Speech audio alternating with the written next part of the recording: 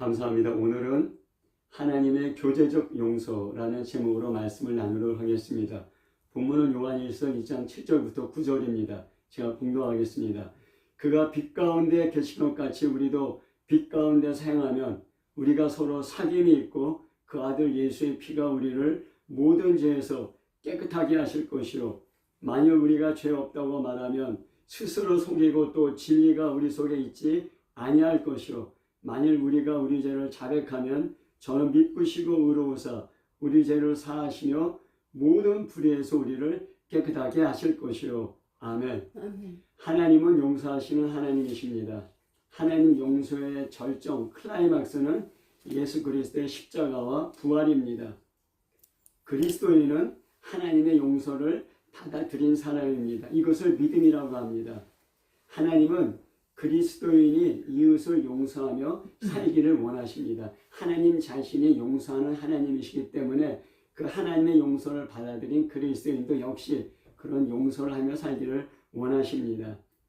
근데 우리가 이웃을 용서하기 전에 하나님의 용서가 어떠한 것인지 우리가 살펴볼 필요가 있습니다. 하나님의 용서에 보통 4가지 정도가 있다고 생각합니다. 하나님의 영원한 용서, 교제적 용서, 치리적 용서, 차용적 용서 이렇게 4가지 있다고 했는데 지난주에 저희가 영원한 용서에 대해서 살펴보았습니다.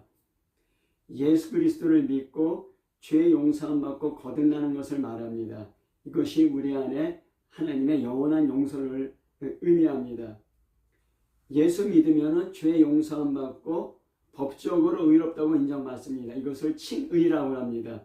그뿐만 아니라 하나님의 생명이 우리 안에 들어옵니다. 그래서 우리 영혼이 살아납니다. 이것을 중생, 거듭남이라고 합니다. 그래서 하나님의 자녀가 됩니다. 이것이 영원한 하나님의 영원한 용서입니다. 세상에 수많은 복이 있지만은 복 중의 복, 최고의 복은 하나님의 영원한 용서를 받아들이는 것입니다.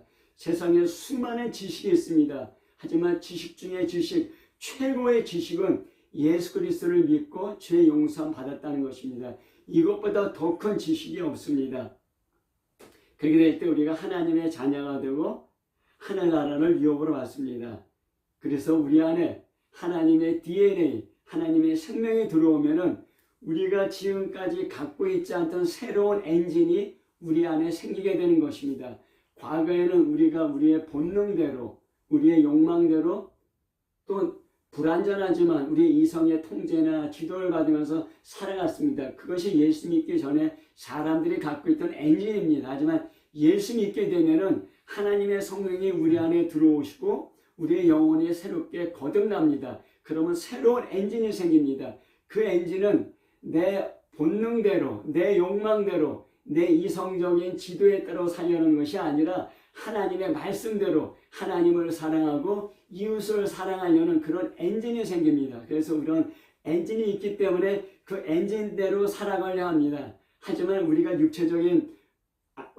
아직 육체 안에 있기 때문에 육체적인 본능, 죄의 습관이 아직도 우리에 남아 있습니다. 그래서 우리 안에 2개의 엔진이 서로 우리를 끌어당기고 있습니다. 본능대로, 욕망대로 세상을 향하는 엔진이 있고 하나님의 말씀대로 하나님을 사랑하고 이웃을 사랑하려는 그런 엔진이 또 우리를 끌어당기고 있습니다. 근데 우리가 어떤 엔진에 들어가느냐에 따라서 하나님 앞에 죄가 되고 또 하나님 앞에 의가 되기도 하는 것입니다.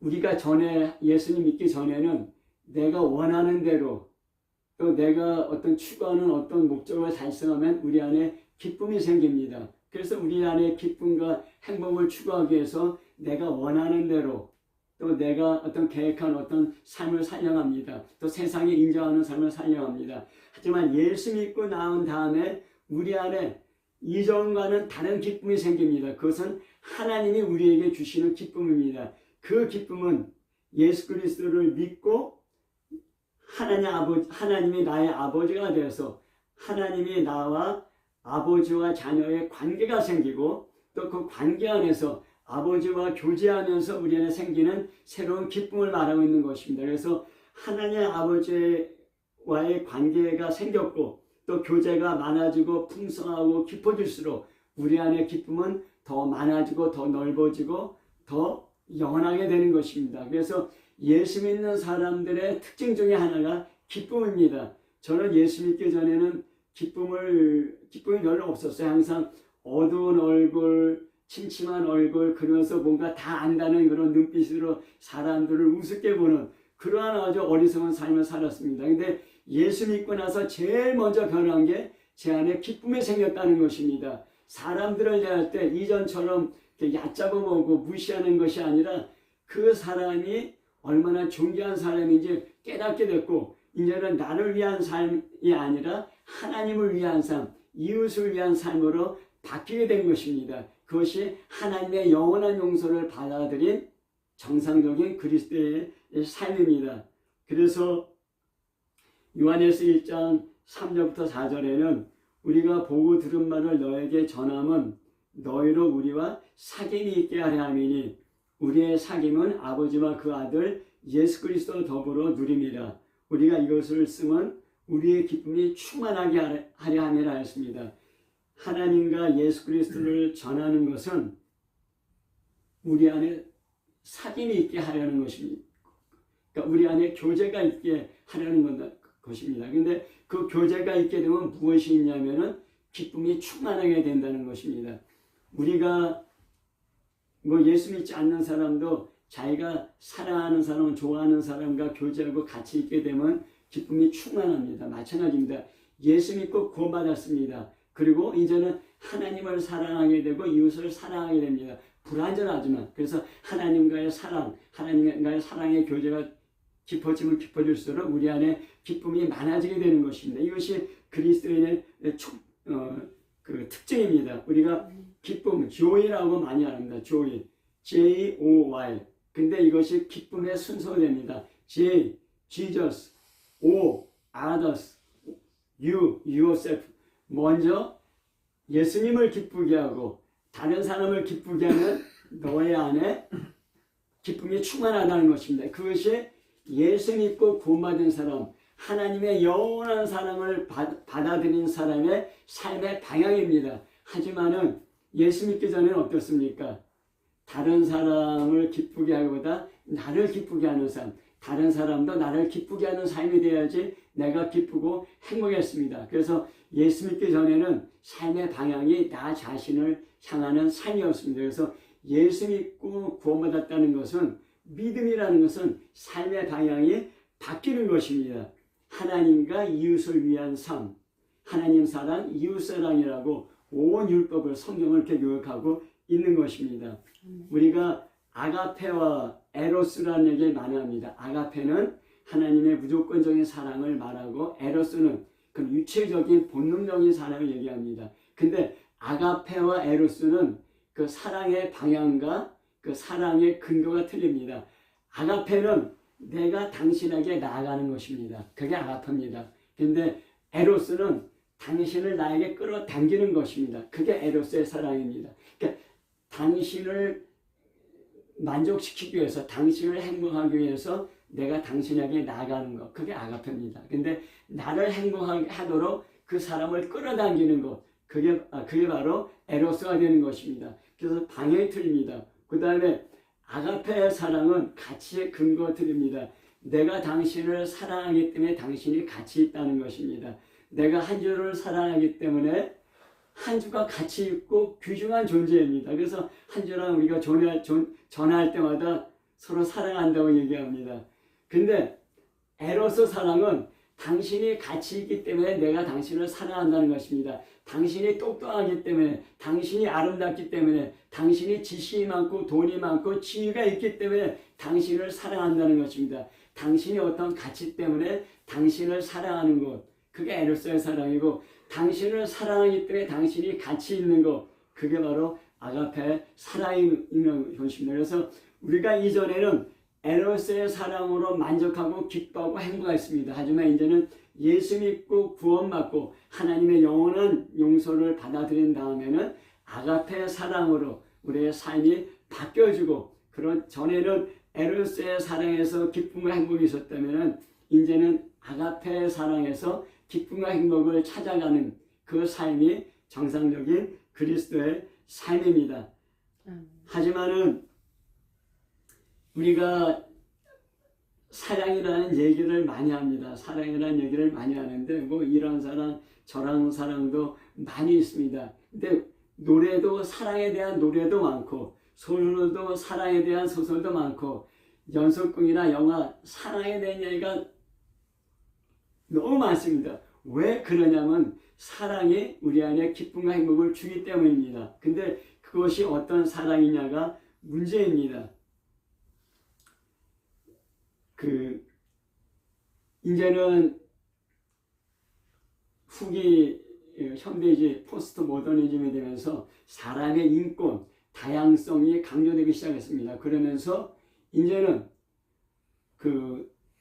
사랑도 인권의 이름으로 주장됩니다. 성경에서는 이러한 사랑은 아니다, 금지하고 있는데 사랑이나 인권이나 이름으로 그런 사랑을 주장하는 경우가 많이 있습니다. 근데 성경은 분명히 얘기했습니다. 사랑은 불의를 기뻐하지 아니하고 사랑은 진리와 함께 기뻐한다는 것입니다. 사랑은 하나님의 말씀과 기뻐한다는 것입니다.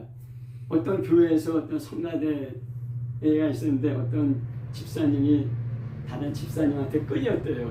그래서 자기 친구한테 야, 나 이 집사님한테 끌린다 그랬더니 그러니까 이성이죠. 그랬더니 그 집사님이 뭐라고 충고를 했냐면 감정에 충실하라고. 그래서 어떻게 됐겠습니까? 감정에 충실하는 거 그게 에로스의 사랑입니다. 우리의 본능에 충실한 거 그게 에로스의 사랑입니다. 근데 성경은 우리의 감정에 충실하지 말고 본능에 충실하지 말고 진리와 함께 사랑하라고 얘기하는 것입니다. 우리가 수많은 사랑, 잘못된 사랑으로 사람들이 어둠 가운데 죄악 가운데 빠진 경우가 많습니다. 우리 영원한 용서를 받는 그리스도인은 아직 육체 안에 살고 있습니다. 그래서 육체의 정욕, 죄의 습관이 남아있으면서 범죄할 수 있습니다. 그렇게 될 때 그러면 과연 우리는 어떻게 해야 되냐? 그때 우리가 필요한 것이 교제적 용서입니다. 예수 믿고 구원받았습니다. 하나님과 우리는 아버지와 자녀의 관계는 있습니다. 하지만은 내가 범죄하면 하나님과 멀어지고 하나님과의 교제가 끊어지게 됩니다. 우리가 이런 예를 좀 살펴보면 알 수 있습니다. 여기 부모와 자식이 있습니다. 부모와 자식이 있는데 그 자식이 부모를 싫어하고 부모가 원하는 대로 살지 않고 자기 마음대로 살아서 부모와 충돌합니다. 그러면은 부모와 그 자식은 화목할 수가 없습니다. 부모 자식의 관계는 있지만은 부모 자식의 교제는 끊어지고 부모와 자식이 만나면 얼마나 큰 사랑이 있고 기쁨이 있겠습니까? 그때 그게 서로 충돌하면서 교제가 끊어지고 그리고 사랑도 점점 얇아지고 기쁨도 끊어지게 되는 것입니다. 하나님은 우리의 아버지십니다. 하나님은 빛이시고 오늘 읽은 말씀이 하나님은 빛이시고 어둠이 전혀 없습니다.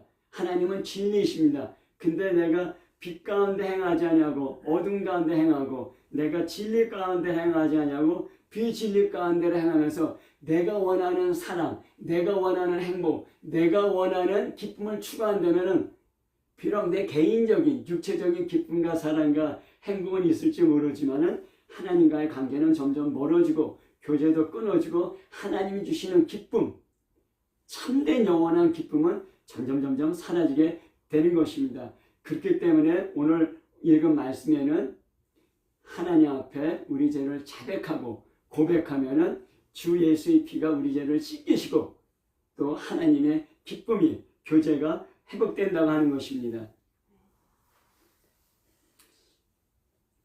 요한일서 1장 5절부터 6절에 무슨 말씀이 있냐면 하나님은 빛이시니 어둠이 조금도 없으십니다.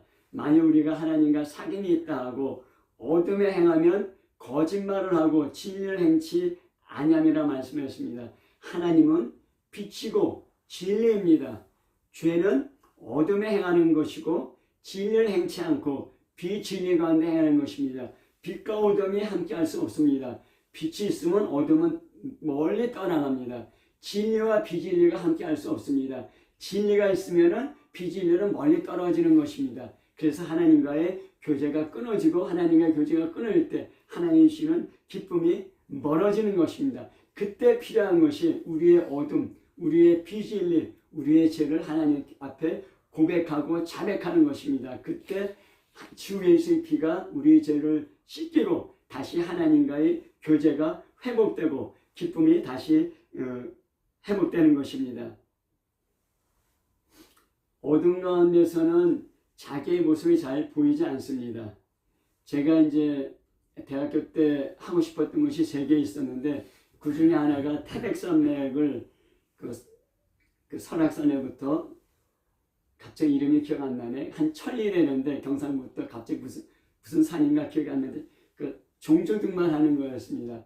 그래서 제가 이제 종주등반 한 달 동안 종주등반 했는데 열흘마다 한 번씩 이제 그 다른 대원들이 식량을 공급해주고 근데 제 후배와 같이 가다가 후배와 트러블이 생겼어요. 그래서 저 혼자 가게 된 적이 있었습니다. 근데 저 혼자 가게 됐는데 산이 깜깜하니까 아무것도 안 보여요. 그래서 잘못 방향을 집으면 전혀 엉뚱한 데서 골짜기 떨어져요. 그래서 애를 먹은 적이 많이 있었는데 어둠에 있으면은 내가 갈 길도 보이지 않고 내 얼굴도 보이지 않습니다. 그래서 내가 가는 길이 옳은 길인 줄 알고 가지만은 잘못된 길인 경우가 너무 많습니다. 그래서 깜깜하면은 내가 지리를 정확하지 모르면은 그 자리에 멈추고 자고서 아침에 출발하는 것이 좋습니다. 우리가 술집에 가면은 어두컴컴합니다. 왜 술집을 어두컴컴하게 만듭니까? 상대방 얼굴이 잘 안 보이게. 그 상대방 얼굴이 잘 안 보이고 어두컴컴한 조명 가운데 상대방이 아주 이쁘게 보여서 그런 우리가 원하는 그런 본능적인 쾌락을 추가하도록 그런 좋은 분위기를 만드는 것입니다. 캄캄하면은 다른 사람이 보이지도 않고 나도 보이지는 않습니다. 나의 허물, 나의 잘못이 보이지가 않습니다. 내가 옳은 줄 알고 그냥 앞으로 나아가면 합니다. 하지만 빛이 비춰지면은 내 잘못이 보여지고 내 허물이 보여지고 그래서 내 잘못과 허물을 하나님 앞에 내어놓고 회개할 수 있고 내가 깨끗함을 받을 수 있게 되는 것입니다. 이 어둠이 내 안에 어둠이 많으면 많을수록 나의 죄와 허물을 보지 못할 뿐만 아니라 빛이신 하나님과 점점 멀어지게 됩니다. 싫어하게 됩니다. 어둠은 빛을 싫어해요. 그래서 점점 싫어하게 되면 종교적인 행위는 있지만은 하나님과 만나는 그런 인격적인 교제나 기쁨은 얻게 되는 것입니다.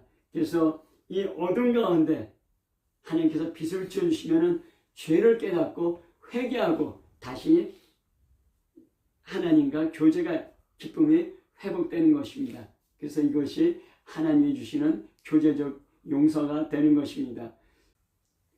사람들은 내 본능대로 내 생각대로 또 세상의 풍조대로 살려고 합니다. 그러면은 성공이 있고 행복이 있을 거라고 믿기 때문입니다. 그런데 사도 바울은 사도행전에서 이야기하고 있습니다. 의와 절제와 심판에 대해서 자기가 선포했다고 얘기합니다. 하나님이 의입니다. 하나님 말씀이 의입니다. 근데 하나님을 따라서 하나님 말씀대로 사는 게 쉽지 않습니다. 그래서 우리가 절제해야 됩니다. 내 본능도 절제하고 내 감정도 절제하고 내가 때리고 싶은 대로 때리고 또 내가 갖고 싶은 대로 다른 사람 빼앗고 내가 성적인 욕망을 채우고 싶은 대로 다른 사람에게 성적인 욕망을 채운다면은 이거는 하나님과 멀어지는 것이고 범죄하는 것입니다. 그래서 우리가 절제해야 됩니다. 그리고 심판이 있다고 의와 절제와 심판이 있겠다고 얘기하고 있는 것입니다. 정상적인 그리스도인은 하나님 말씀대로 살려는 사람입니다. 하나님 말씀에 간섭받는 사람입니다. 하나님 말씀에 간섭받으려고 예수를 믿습니다. 사람들은 누군가 자기 간섭하는 걸 싫어해요. 어린애도 부모가 자기를 간섭하면 싫어합니다. 또 사람이 자라면 자랄수록 부모가 자기 간섭하는 걸 싫어합니다. 자기 마음대로 살려고 합니다. 하지만은 우리가 예수 믿는다는 것은 예수님한테 간섭받으려고 하나님 말씀에 간섭받으려고 예수 믿게 되는 것입니다. 그러니까 하나님 앞에 간섭받으면 받을수록 우리 자신의 모습을 보게 되고 그래서 나의 잘못을 하나님 앞에 고백할 수 있게 되고 하나님 주 예수의 피로 씻겨지고 교제가 점점 더 깊어지게 되는 것입니다. 우리가 간섭받으면 불편할 것 같습니다. 그래서 간섭받기 싫어요. 그런데 하나님 말씀에 간섭받는 거 맨 처음에 불편하고 싫습니다. 내 마음대로 내 원대로 살고 싶어 합니다. 하지만 하나님 말씀에 간섭받는 훈련이 되면 될수록 우리 안에 참된 기쁨이 흘러넘치게 되는 것입니다. 불편할 것 같지만 기쁨이 있게 되는 것입니다. 하나님과의 교제에서부터 오는 기쁨은 세상이 주는 어떤 기쁨과 비교할 수 없습니다. 그래서 기독교인은 죄를 짓지 않는 것이 중요합니다.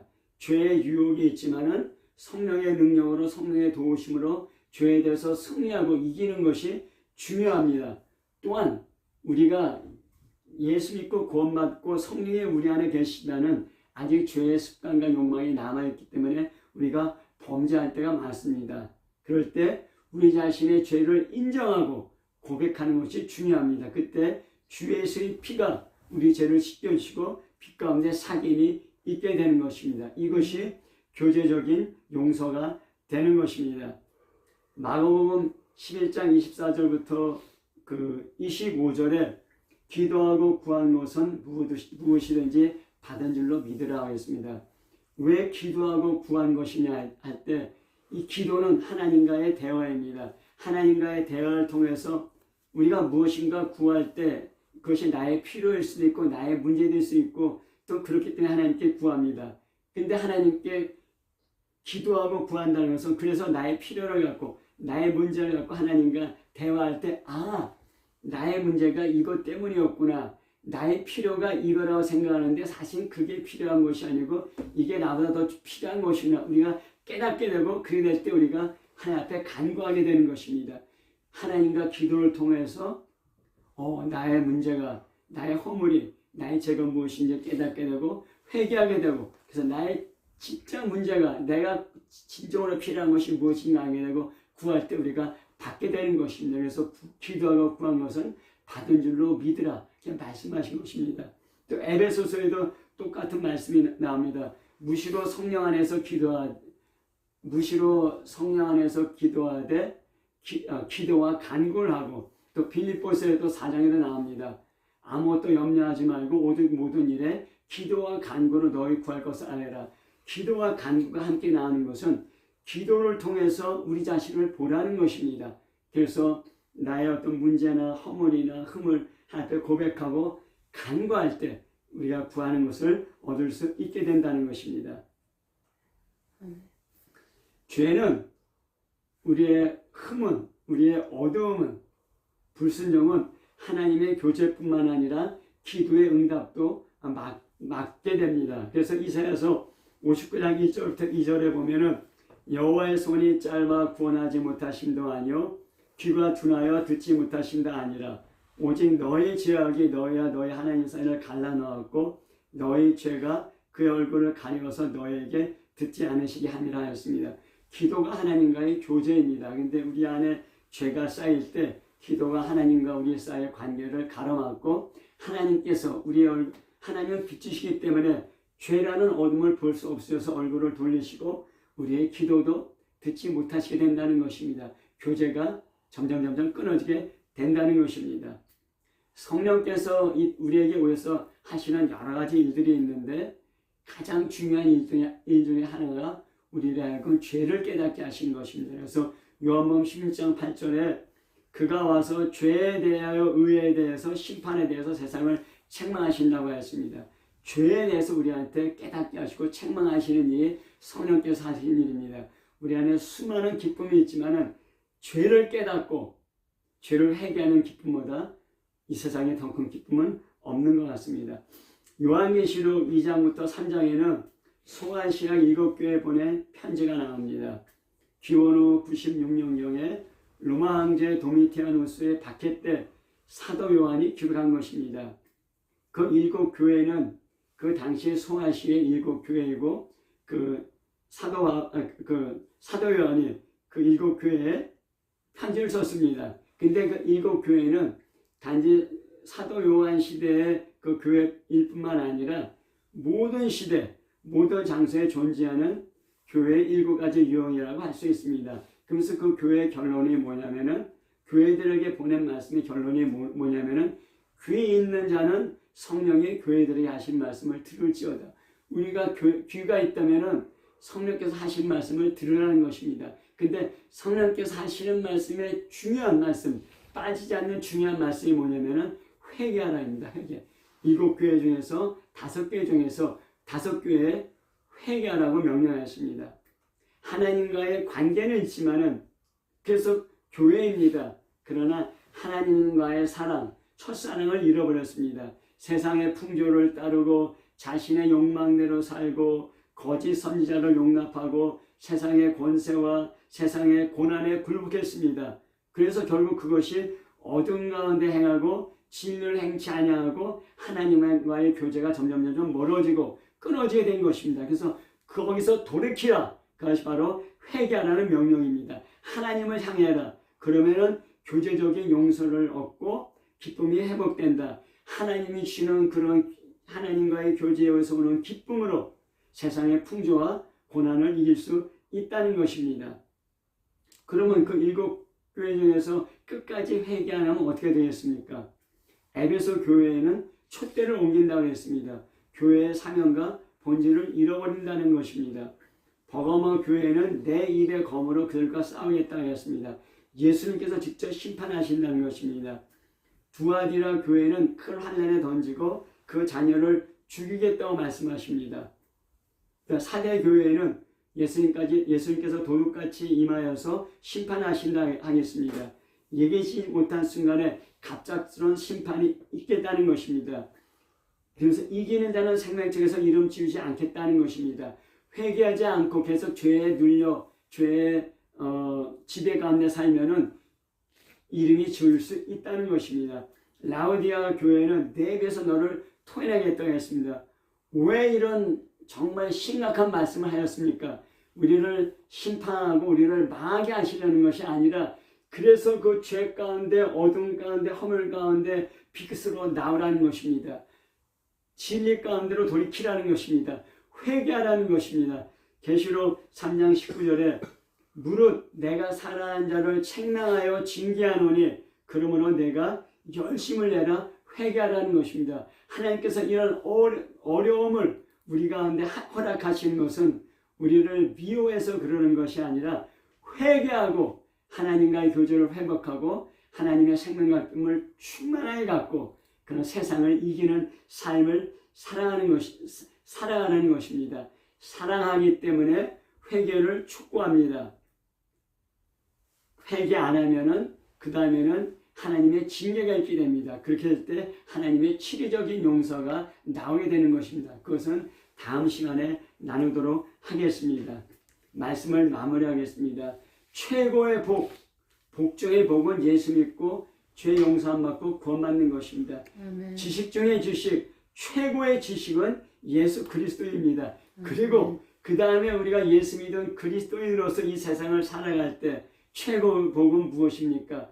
형통하고 또 잘되고 뭐 건강하고 기독력 받고 다 좋은 복이고 좋은 것들입니다. 하지만은 그 예수 믿은 다음에 최고의 복은 우리의 죄를 깨닫는 것입니다. 우리의 죄를 깨닫고 우리의 죄를 하나님 앞에 자랑하고 고백하고 죄 용서함 받고 주 예수의 피로 씻겨지고 정결하고 깨끗함을 얻고 하나님과 더 교제가 깊어져서 기쁨도 깊어지고 생명도 깊어지고 또 그래서 점점점 우리 안에 그 빛 대신 하나님과 더 가까이 하면서 우리 자신을 더 깊이 보고 더 깊이 회개하고 더 깊이 교제하고 더 깊은 기쁨이 있게 되면서 점점 예수 그리스도를 닮아가는 삶, 그러한 삶이 우리 안에 풍성하기를 예수 그리스도의 이름으로 축복합니다. 아멘. 아멘.